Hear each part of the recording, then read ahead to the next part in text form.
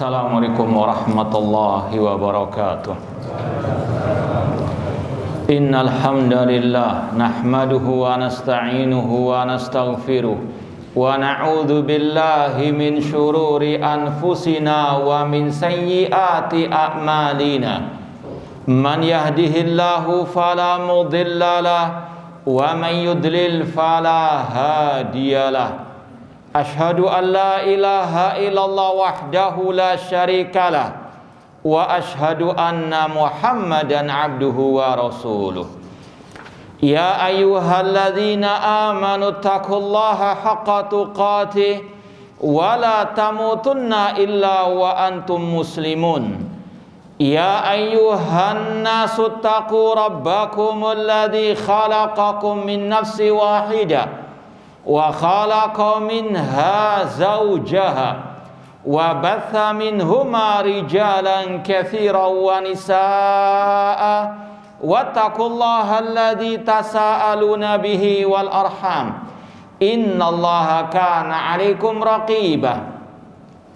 Ya ayyuhalladzina amanu taqullaha wa qulu qawlan sadida yuslih lakum a'malakum wa yaghfir lakum dhunubakum wa man yuti'illaha wa rasulahu faqad faza fawzan 'azima. Amma ba'd, fa inna asdaqal hadithi kitabullah wa khairal hadi hadi Muhammadin sallallahu alaihi wasallam wa syarrul umuri muhdatsatuha wa kullu muhdatsatin bid'ah wa kulla bid'atin dhalalah wa kulla dhalalatin finnar. Ma'asal muslimin, ikhwani fillah wa akhwati, bapak-bapak, ibu-ibu, saudara-saudariku rahimani wa rahmakumullah. Alhamdulillah, segala puji bagi Allah Subhanahu wa taala yang mempertemukan kita kembali dalam kajian kitab Al-Ibana As-Sughra oleh Al-Imam Ibnu Battah Al-Ukhbari rahimahullahu ta'ala. Sekarang kita sampai pada halaman 101. Halaman 101 poin 16. Babnya berkaitan dengan al-iman bijami'i ma ja'at bihir rusul. Wajibnya mengimani semua yang diajarkan oleh para rasul. Artinya bab ini berkaitan dengan iman kepada para rasul.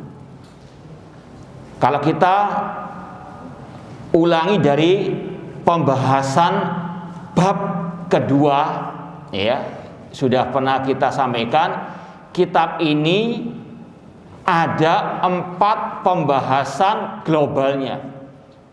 Pembahasan yang pertama, ya kalau bisa kita katakan bab yang pertama tentang manhaj dan ittiba. Ini sudah kita sampaikan meskipun lewat online FB waktu itu, mulai awal pandemi.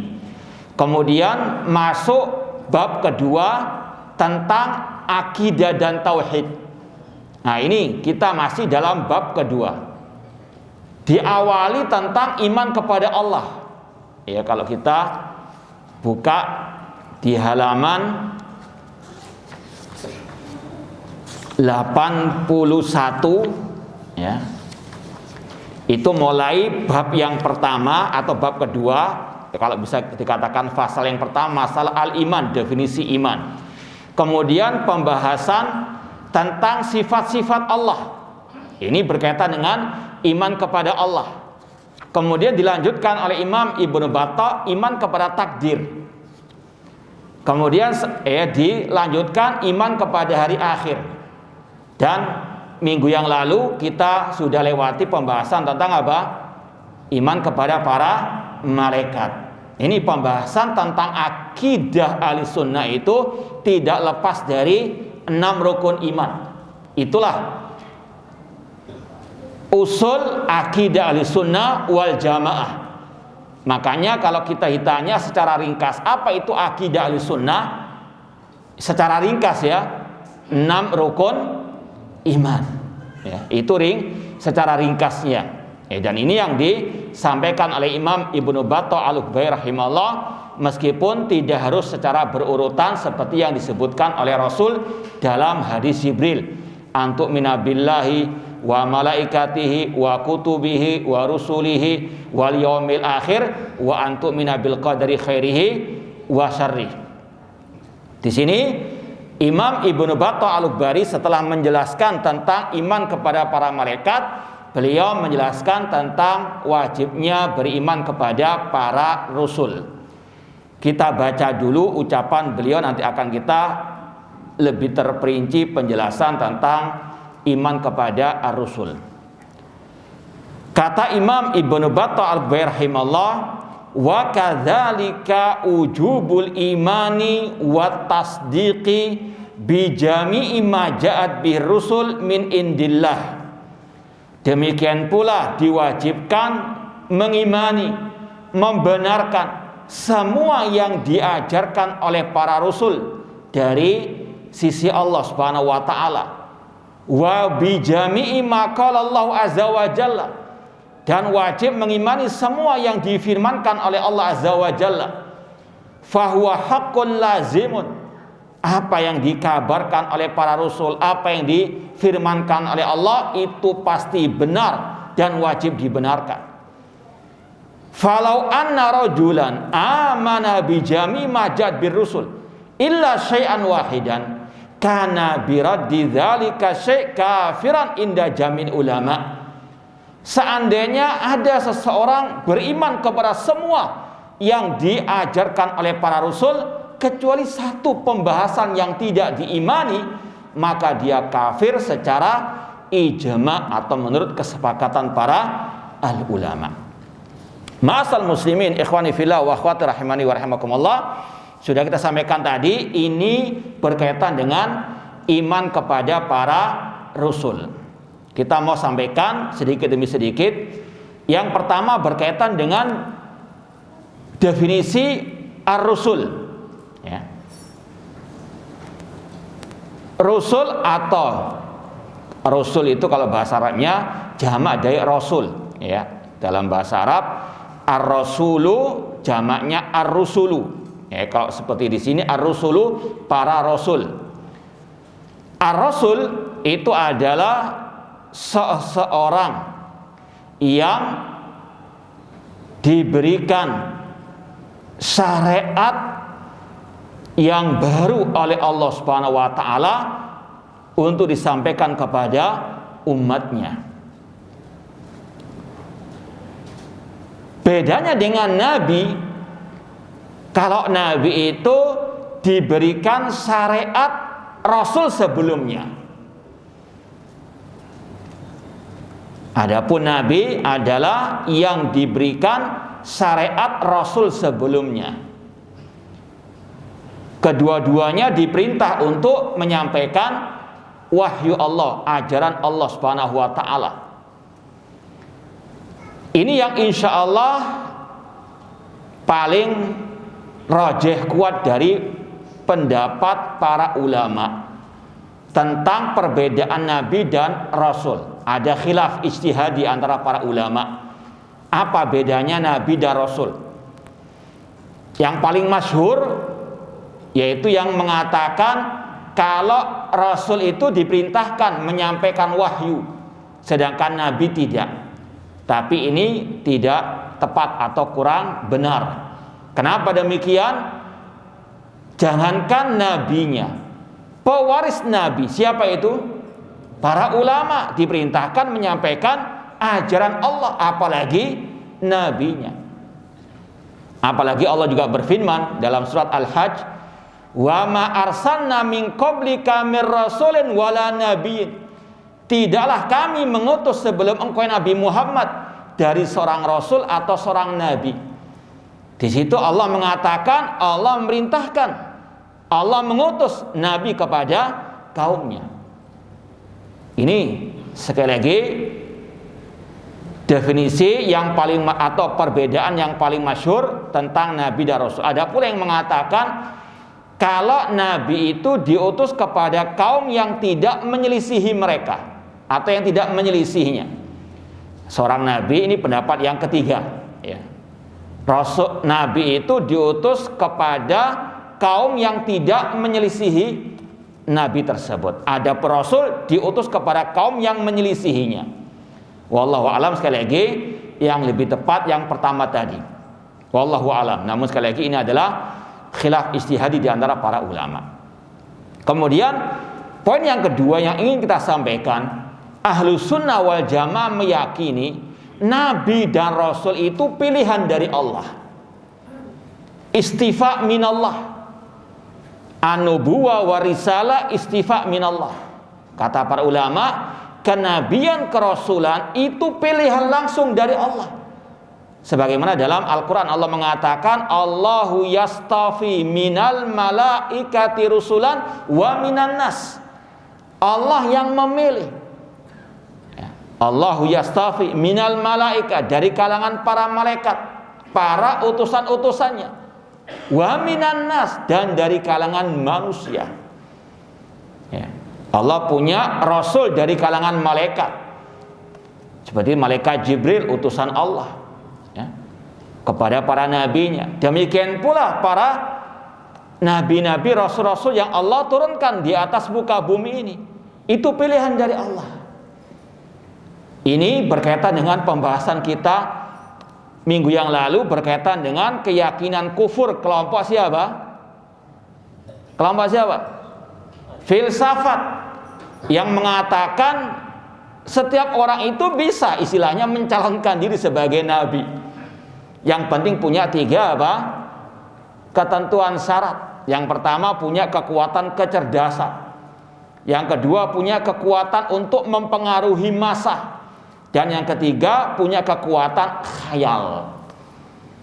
Itu kata mereka. Ini ucapan yang batil. Tidak semua orang bisa menjadi apa?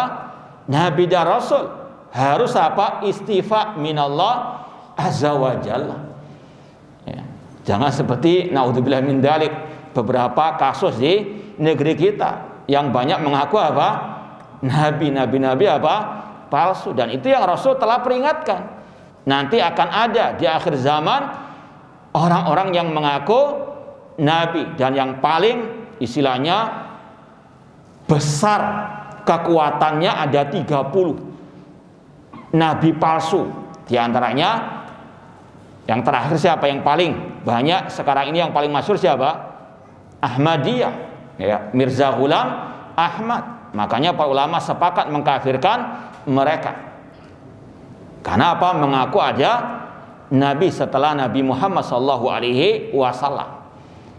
Intinya poin yang kedua ini, kenabian, kerasulan itu istifa, pilihan dari Allah Subhanahu wa taala, dan sudah berakhir dengan diutusnya Nabi kita Muhammad SAW. Rasul mengatakan, la nabiyya ba'di, tidak ada nabi sepeninggalku. Ini sekali lagi menunjukkan nabi yang terakhir, Nabi kita Muhammad SAW. Dalam surat Ahzab Allah mengatakan, maka Muhammadun aba ahadim mirrijalikum walakin Rasulullah wa khataman nabiyyin. Maka Muhammadun, tidaklah Muhammad bapak dari salah seorang dari kalian, namun beliau adalah utusan Allah dan penutup para nabi, la nabiyya ba'dah.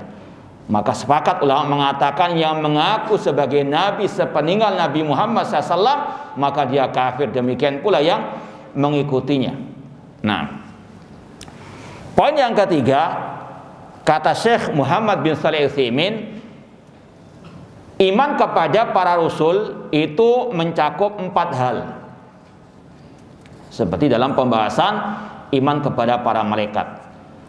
Yang pertama, mengimani bahwasanya para rasul-rasul tersebut itu hak benar utusan Allah Subhanahu wa taala. Al-iman bi anna risalatahum haqqun minallah. Mengimani bahwasanya ajaran mereka hak benar dari Allah Subhanahu wa taala. Allah berfirman misalnya dalam surat Al-Anbiya ayat ke-25, wa ma arsalna min qablika mir rasulin illa nuhi ilaihi annahu la ilaha illa ana fa'budun. Tidaklah kami mengutus sebelum engkau Nabi Muhammad seorang rasul kecuali kami wahyukan kepadanya la ilaha illa ana fa'budun. Tidak ada yang berhak disembah dengan benar kecuali aku, maka sembahlah aku, kata Allah. Ini adalah ajaran para anbiya wa rasul. Bahkan ini adalah prioritas dakwah para nabi, para rasul, yaitu menyeru manusia untuk beribadah hanya kepada Allah semata. Semua para anbiya wa rasul menyeru kepada satu akidah, satu tauhid. Tidak ada perbedaan dalam masalah tauhid ataupun akidah mereka. Sebagaimana juga Rasul tegaskan dalam Sahih Bukhari, nahnu ma'asyiral anbiya dinuna wahid. Kami para nabi, agama kami satu. Yaitu maksudnya tauhidnya satu, menyeru kepada Allah sebagai satu-satunya sesembahan. Dalam surat An-Nahl ayat 36 Allah mengatakan, walaqad ba'atsna fi kulli ummatin rasulan an i'budallaha wastanibut taghut. Dan sungguh kami telah mengutus kepada setiap umat seorang rasul, seruannya an i'budallah, sembahlah Allah saja dan tinggalkan semua sesembahan selain Allah. Ini kesepakatan para nabi, para rasul untuk memprioritaskan dakwah kepada tauhid. Yaitu apa? Tidak ada yang berhak disembah dengan benar kecuali Allah. Itulah makna yang benar dari la ilaha illallah. Bukan tidak ada Tuhan atau pencipta selain Allah. Namun arti yang benar dari la ilaha illallah, la ma'buda bihaqqin illallah. Tidak ada yang berhak disembah dengan benar kecuali Allah. Itu yang dipahami oleh para nabi, para rasul. Kita yakini itulah ajaran para nabi yang hak, yang wajib untuk diikuti. Adapun masalah syariat mereka berbeda-beda. Kata Allah dalam surat Al-Maidah, likullin ja'alna minkum syir'atan wa minhaja. Setiap nabi punya syariat masing-masing. Ya. Allah Rasul juga mengatakan tadi, kami para nabi agama kami satu, yaitu masalah tauhid. Namun wa ummahatuna syatta. Namun ibu kami berbeda-beda, dalam artian syariat kami berbeda-beda. Namun harus diyakini semua yang dibawa oleh para nabi, para rasul tersebut itu hak dari Allah. Para rasul hanya menyampaikan wahyu Allah Subhanahu wa taala.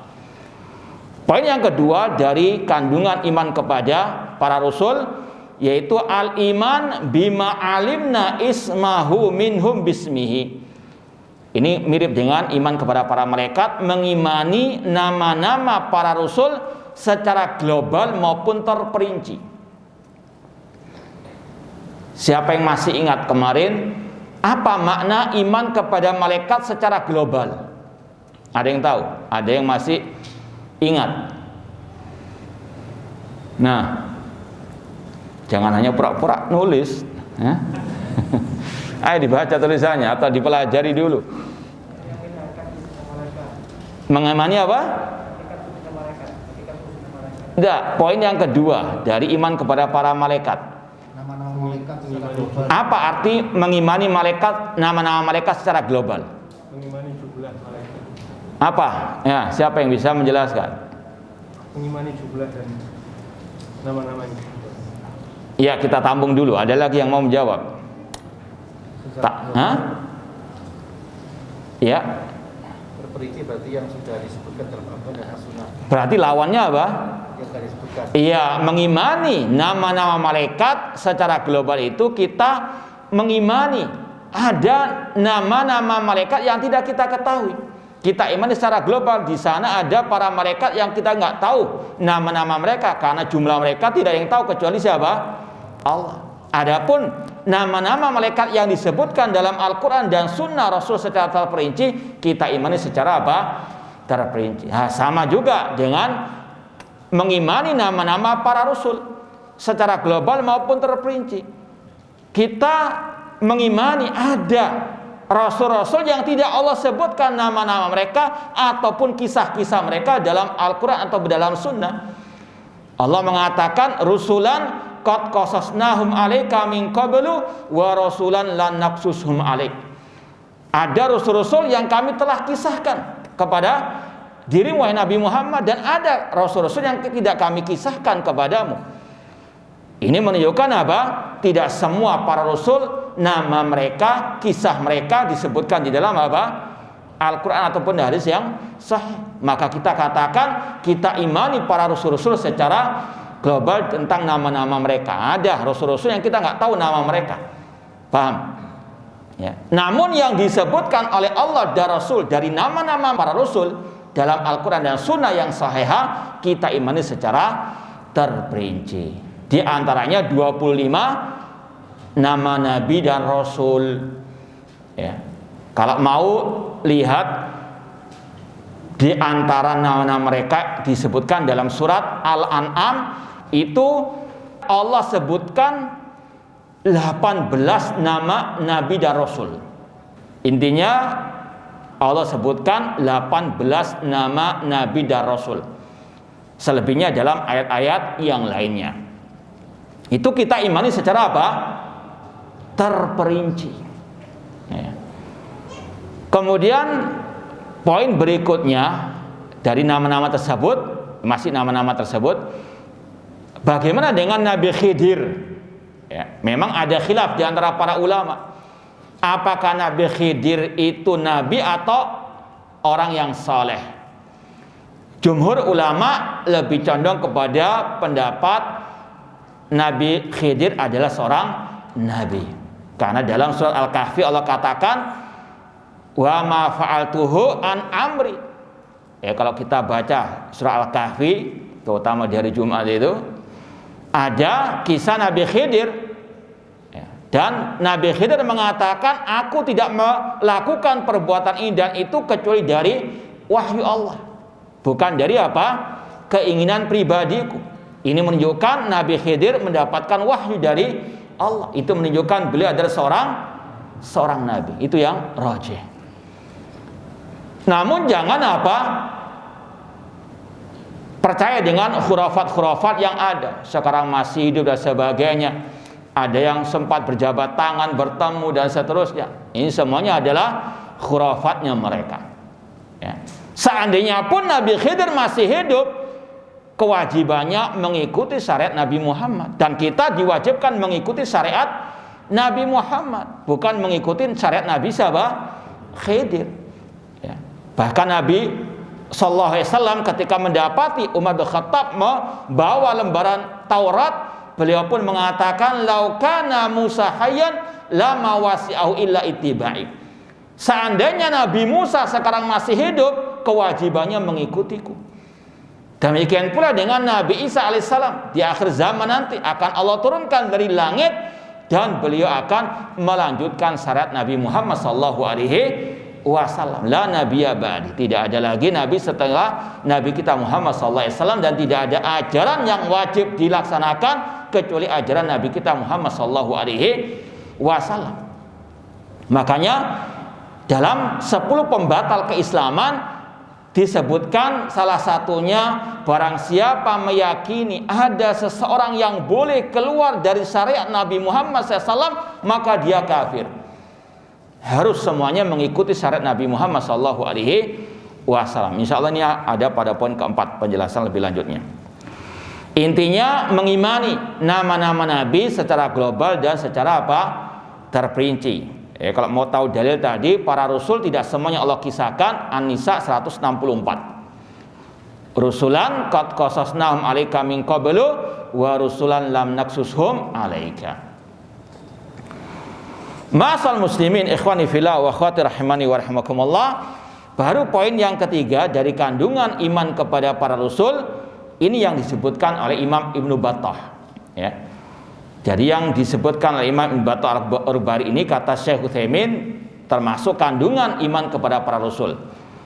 Kata Syekh Utsaimin rahimahullah ta'ala, di antara kandungan iman kepada para rasul yang ketiga, tasdiqu masahha anhum min akhbarihim. membenarkan semua kabar berita yang dibawa oleh para nabi, para rasul. Dan yang paling utama tentunya kabar berita dari Nabi kita Muhammad sallallahu alaihi wasallam. Namun kita yakini semua yang dikabarkan oleh para nabi, para rasul itu hak, pasti benar. Ya. Cuma permasalahannya jangan sampai mendatangkan, menisbatkan kabar berita yang dinisbatkan kepada para nabi, para rasul tanpa referensi yang benar. Ya, dan diantara referensi yang benar tentunya Al-Quran dan Sunnah Rasulullah SAW yang menceritakan tentang kabar berita berkaitan dengan para nabi, para rasul. Seperti tadi, para nabi, para rasul, dakwah mereka yang paling utama dakwah tauhid. Dari mana kita tahu? Dari Al-Quranul Karim. Ya, bahkan Allah juga memperinci dakwah para nabi tersebut. Di antaranya Nabi Nuh alaihissalam, rasul yang pertama. Dalam surat Al-A'raf misalnya ayat ke-59 Allah katakan, laqad arsalna nuhan ila qaumi faqala ya qaumi ibudullah ma lakum min ilahin ghairu. Sungguh kami telah mengutus Nuh kepada kaumnya, seruan beliau, ya qaumi ibudullah, wahai kaumku sembahlah Allah, ibadahilah Allah saja, sekali-kali kalian tidak memiliki sesembahan yang hak kecuali Allah. Wajib kita benarkan. Ini kabar yang dibawa oleh Al-Quran tentang para rasul tersebut. Kemudian juga dalam sunnah Rasul sallallahu alaihi wasallam wajib untuk kita membenarkannya.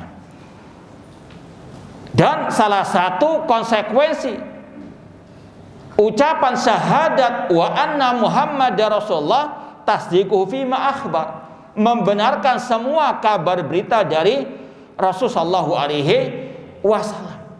Ya. Di sini ada ungkapan yang sangat indah dari Imam Ibnu Battah Al-Bari di halaman 105. Ya. Coba buka dulu 105. Ada ucapan yang sangat indah dari Imam Ibnu Battah Al-Bari tentang kewajiban membenarkan apa yang disabdakan oleh Rasul sallallahu alaihi wasallam. Ya, di halaman-halaman selanjutnya ini ada pembahasan-pembahasan yang ada kaitan dengan sebelum-sebelumnya. Ya, bahkan pertanyaan kemarin ada salah satunya yang dijawab oleh Imam Ibnu Battah Al-Bari di kalau nggak salah halaman 115. Ya, kita nanti baca lagi halaman 115 berkaitan dengan masalah Qarin, ya, insyaallah setelah halaman 105. Imam Ibnu Battah Al-Bari rahimahullah berkata, wa tasdiqu Rasul sallallahu alaihi wasallam fima qalahu huwa aslul ilmi wa ainul hidayah. Ini ucapan yang layak untuk diviralkan istilah kita sekarang. Ya. Kata beliau, membenarkan Rasul dalam semua ucapan beliau, dalam semua sabda beliau, dalam semua hadis beliau yang sahih, itu adalah pondasinya ilmu, terutama tentang masalah al-aqidah. Bahkan juga ada ungkapan yang indah dari sebagian ulama Ahlus Sunnah. Ada yang mengatakan kaifa yuramul wusul ila ilmil usul bi ghairi ma ja'a bir rasul. Ini juga ucapan yang sangat indah. Ya, kalau tidak salah dari Imam Ibnu Abil Is atau yang lainnya. Ungkapan yang sangat sekali lagi indah dan wajib untuk kita terapkan dalam setiap langkah kita dalam beragama ini. Kata ulama tersebut, kaifa yuramul wusul ila ilmil usul bi ghairi ma ja'a bir rasul. Bagaimana mungkin kita akan sampai kepada ilmu tentang akidah al-usul tanpa mengikuti ajaran Rasul? Ini sekali lagi ucapan yang sangat indah, dan lebih indah lagi kalau kita betul-betul pegang erat sampai mati, bahwasanya dalam beragama, terutama dalam berakidah, kita hanya mengikut apa kata Rasul sallallahu alaihi wasallam, ma'ana alaihi wa ashabi, mengikut Rasul dan para sahabat ar-Rasul sallallahu alaihi wasallam. Dan ini yang ditegaskan lagi oleh Imam Ibnu Battah Al-Bari rahimahullah kata beliau, membenarkan Rasul dalam setiap sabda beliau itu adalah pondasi ilmu. Inilah ilmu. Sebagaimana kata Imam Ibnu Qayyim rahimahullah, al ilmu ma qala Allah wa qala Rasul wa qala sahabah. Namanya ilmu agama itu adalah firman Allah, sabda Rasul, dan ucapan para sahabat Ar-Rasul sallallahu alaihi wasallam. Yang menyimpang dari itu, kalaupun dikatakan ilmu, itu ilmu yang sesat, menyesatkan. Ilmu yang benar, ilmu yang di situ ada hidayah, petunjuk, ilmu yang dibawa oleh Ar-Rasul SAW. Dan itu yang dikatakan beliau di sini, wa ainul hidayah. Membenarkan semua sabda Rasul itu adalah inti daripada hidayah. Dan itu yang Rasul juga sampaikan dalam setiap pembukaan kajian khutbah beliau yang diistilahkan dengan apa? Khutbatul hajah, yang kita baca setiap kali kajian. Wa khairal hadi hadyu Muhammadin sallallahu alaihi wasallam. Rasul mengatakan sebaik-baik petunjuk Nabi Muhammad sallallahu alaihi wasallam. Dan itu butuh tadi at-tasdiq, dibenarkan. Ya.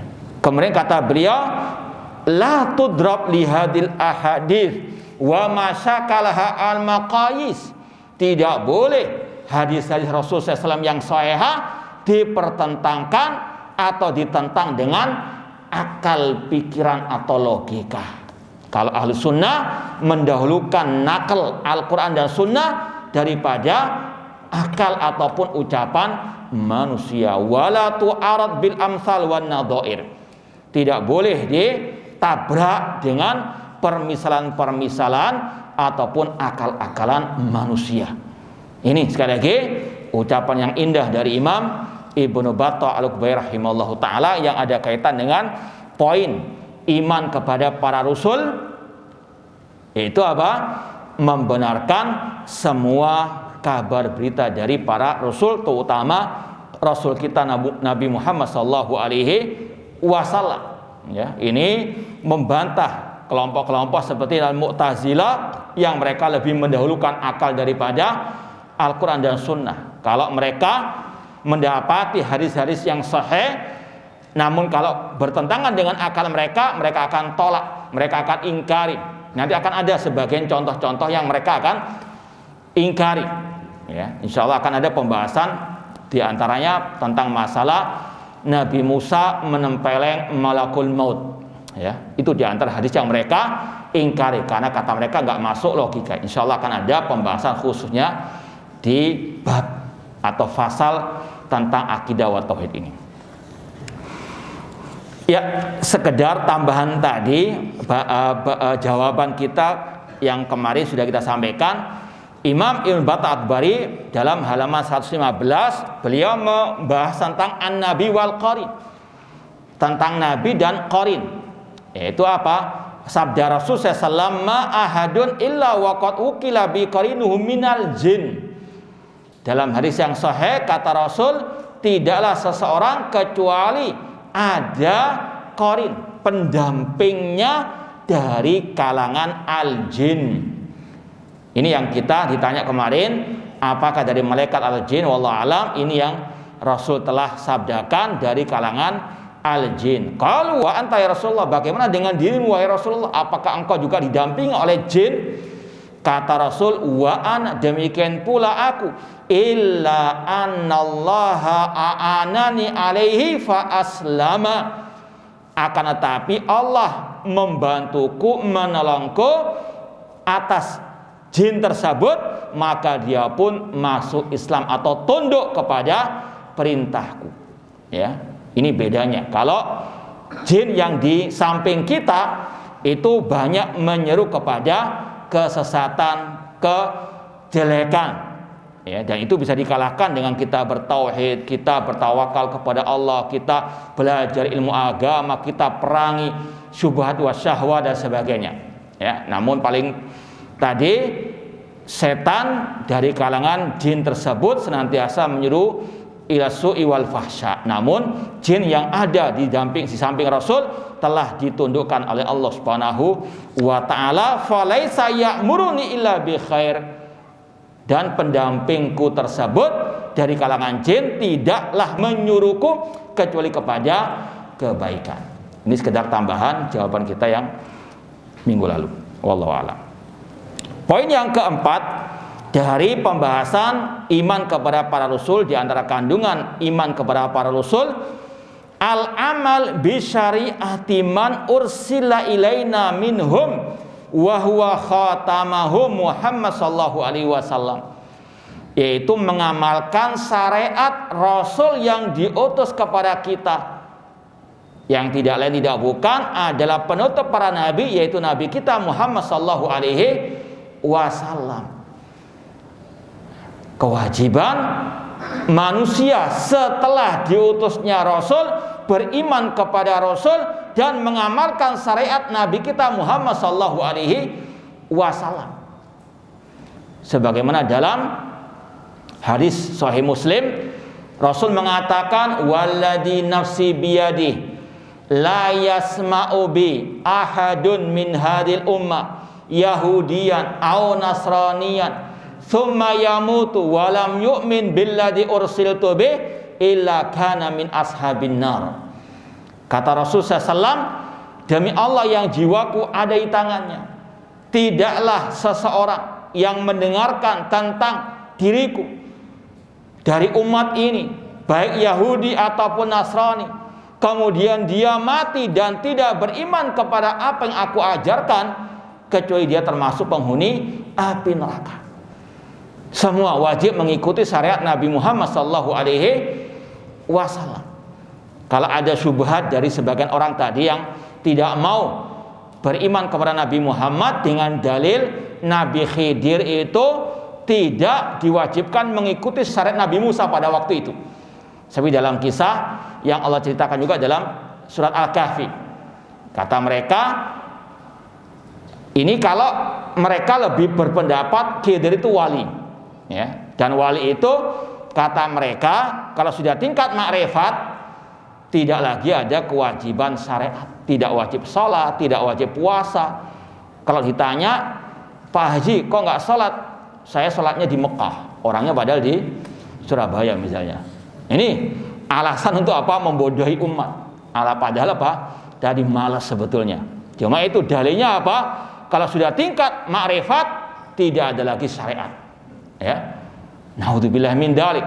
Di antara dalil mereka, Nabi Khidir tidak wajib mengikuti syariat Nabi Musa. Sama juga dengan wali, nggak wajib mengikuti syariat Nabi Muhammad. Kata para ulama, ini salah satu bentuk pembatal keislaman. Kalau orang itu sudah punya keyakinan seperti ini, kafir. Ya. Karena apa? Naudzubillah min dzalik, mengingkari kewajiban mengikuti syariat Nabi Muhammad SAW. Kata Syekhul Islam Ibnu Taimiyah rahimahullah dalam kitab Al-Furqan Baina Ar-Rahman wa Syaitan yang sudah pernah alhamdulillah kita kaji, bahwasanya beda antara Nabi Musa dengan Nabi Muhammad SAW. Kalau Nabi Musa hanya diutus kepada kaumnya saja, dan Nabi Khidir bukan kaum Nabi Musa, tidak wajib mengikuti syariat Nabi Musa. Namun Nabi Muhammad SAW diutus kepada semua manusia, bahkan kepada jin. Ya. Rasul mengatakan dalam hadis Sahih Bukhari, utitu khamsan lam yutahunna nabiyan qabli. Aku diberi 5 keistimewaan yang tidak diberikan kepada nabi-nabi sebelumku. Di antaranya, kana nabiyyu bu'itsa ila qaumi khassatan wa bu'istu ila nasi jami'an. Dulu para nabi diutus kepada kaumnya masing-masing, tapi aku diutus kepada seluruh umat manusia. Maka semuanya wajib mengikuti syariat Nabi Muhammad SAW. Tidak boleh ada yang keluar dari syariat beliau. Bahkan tadi kita katakan jin pun diwajibkan mengikuti syariat Nabi Muhammad SAW. Dan kata para ulama, jin tidak punya rasul dari kalangan mereka, namun mereka mengikuti para rasul dari kalangan manusia, seperti yang Allah firmankan dalam surat Al-Ahqaf. Surat Al-Ahqaf, wa id sarafna ilaika nafaran minal jinni yastami'unal Qur'an falamma hadaruhu qalu ansitu.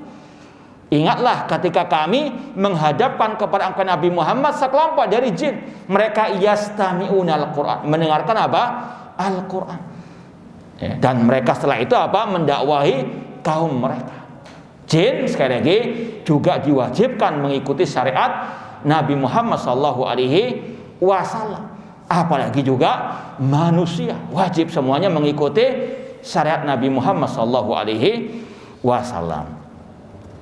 Itu 4 poin global kandungan iman kepada para rasul. Ini antum bisa lihat dalam kitab Syarh Ushulil Iman, buku saku lah istilahnya, buku kecil tentang masalah pembahasan syarah rukun iman yang 6 oleh Syekh Muhammad bin Shalih Al-Utsaimin rahimahullahu taala. Dan beliau juga jelaskan di antara buah mengimani para rasul, di antaranya kita bersyukur kepada Allah Subhanahu wa taala.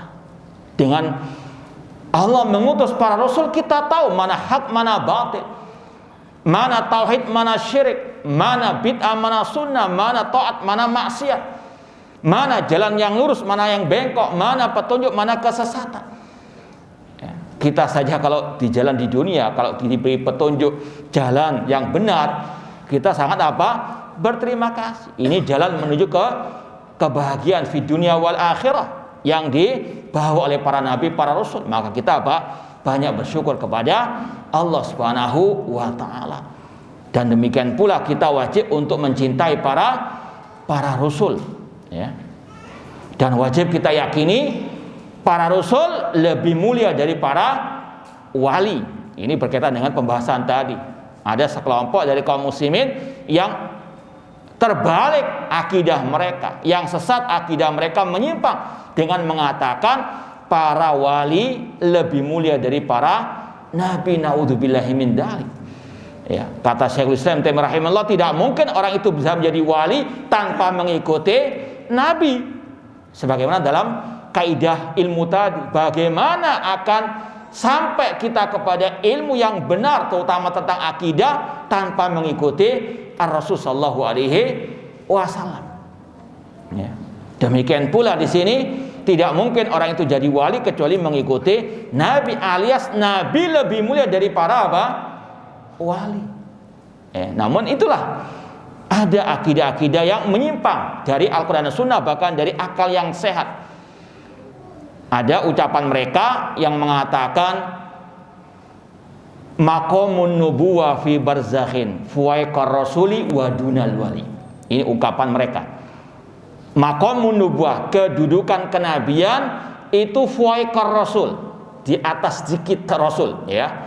Rasul, nabi, wali di sana. Ya. Sedangkan nabi sama rasul itu kedudukannya 11 12, tapi wali 100 angkanya, ya. Naudzubillah min dzalik.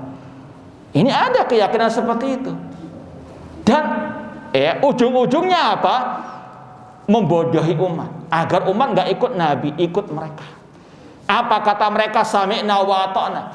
Bahkan di antara doktrin mereka, man qala li syekhi lima la yuflih. Barang siapa mengatakan kepada gurunya, kenapa guru kok demikian, tidak akan bahagia selama-lamanya. Nggak boleh protes. Sami'na wa ata'na sudah, enggangge sudah. Naudzubillahi min dzalik. Ya, kita lanjutkan insyaallah ba'dal azan. Kalau ada pertanyaan silakan ditulis di kertas. Baik, insyaallah kita lanjutkan kajian ini pada pertemuan yang akan datang. Ya, insyaallah kita buka soal jawab. Ini tentang masalah, kita ringkas saja karena agak panjang juga yang kedua pertanyaannya. Tentang masalah membaca Al-Quran apakah cukup hanya pada waktu kita salat? Ya, tentunya tidak cukup. Ya, selayaknya punya waktu-waktu khusus setiap hari untuk membaca Al-Quranul Karim. Apalagi Rasulullah SAW mengatakan Iqra'ul Quran fa innahu ya'ti yaumal qiyamah syafi'an li ashabihi. Bacalah Al-Quran karena Al-Quran itu akan berikan syafaat kepada orang-orang yang membacanya, yang pelajarinya, dan yang berpegang teguh dengannya. Ya, demikian pula Rasul SAW mengatakan la aqulu alif lam min harf walakin alif harfun walam harfun wa mim harf. Aku tidak mengatakan alif lam itu satu huruf, namun alif satu huruf, lam satu huruf, mim satu huruf. Satu huruf mendapatkan 10 kebaikan. Alif lam saja kita mendapatkan 30, apalagi kalau baca surah Al-Baqarah. Ya, secara misalnya langsung berapa pahala yang kita dapatkan. Namun itulah kita banyak muqassirun, banyak meremehkan. Nasallahu ta'ala at-taufiq wal i'anah. Adapun pertanyaan berikutnya, apabila ada seseorang yang sering mendengar ceramah ustadz yang disebut dengan kajian tasawuf modern di mana tidak percaya adanya adab kubur, surga neraka tidak kekal, Nabi tidak dijamin surga, dan seterusnya, bagaimana dengan syahadatnya orang yang sudah meyakini ceramah ustadz tersebut? Ya, kalau mungkin dia orang tidak paham benar kebenaran, maka insya Allah ada uzur di hadapan Allah Subhanahu wa ta'ala. Ya, secara umum ucapan-ucapan tadi kita katakan ucapan yang kufur, tidak meyakini kekekalan surga dan neraka, mengingkari adanya kejadian-kejadian di hari kiamat. Itu ucapan-ucapan yang kufur. Namun orangnya bisa jadi mungkin gila atau mungkin ada konslet dan seterusnya. Masalah takfir secara perorangan ini kita serahkan kepada para ahli ulama. Namun secara kaidah umum, ucapan-ucapan seperti tadi mengingkari kejadian-kejadian di hari kiamat ini bisa mengantarkan orang kepada kemurtatan, kekafiran. Nah, tugas kita watawasabil haq watawasabis sabar, meluruskan yang salah, membantah kesesatan, terutama yang terang benderang. Bagaimana hubungan akidah dengan akhlak dalam kehidupan kita? Insya Allah sudah kita singgung tadi atau isyaratkan dalam buku ini ada 4 intinya pembahasan berkaitan dengan manhaj ittiba, berkaitan dengan akidah wa tauhid, yang ketiga masalah hukum-hukum syariat, dan yang keempat masalah akhlak wa suluk. Akhlak penyempurna akidah. Ya, akhlak penyempurna akidah. Kata para ulama, salah kalau ada orang mengatakan kalau akhlaknya rusak berarti akidahnya juga rusak. Ini tidak ada talazum kelaziman seperti itu.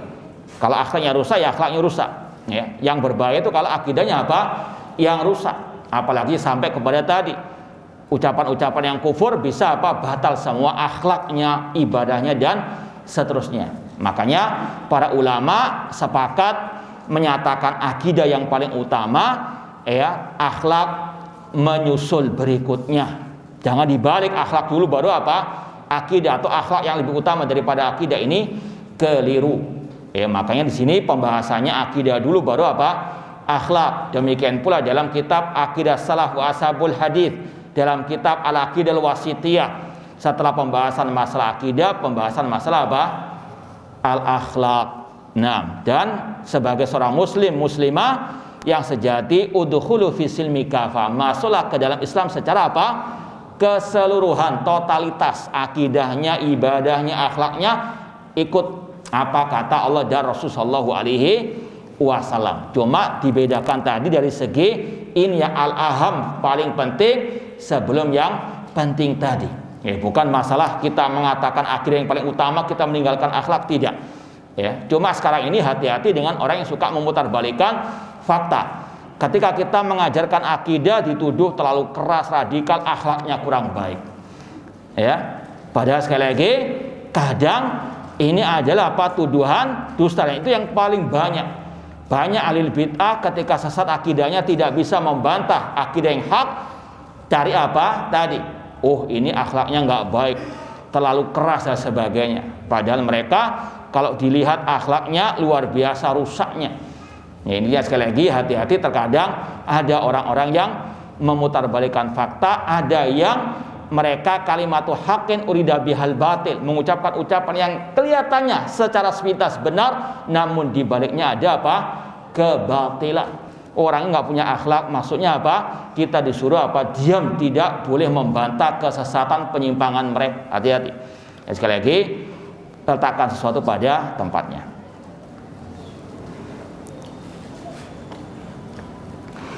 Kita mengakui sebagai ahli tauhid, tapi akhlak kita jauh rasanya dari akhlak orang yang bertauhid. Maka sekali lagi hati-hati dengan ungkapan-ungkapan yang secara sekilas kelihatannya hak, namun dibaliknya ada kebatilan.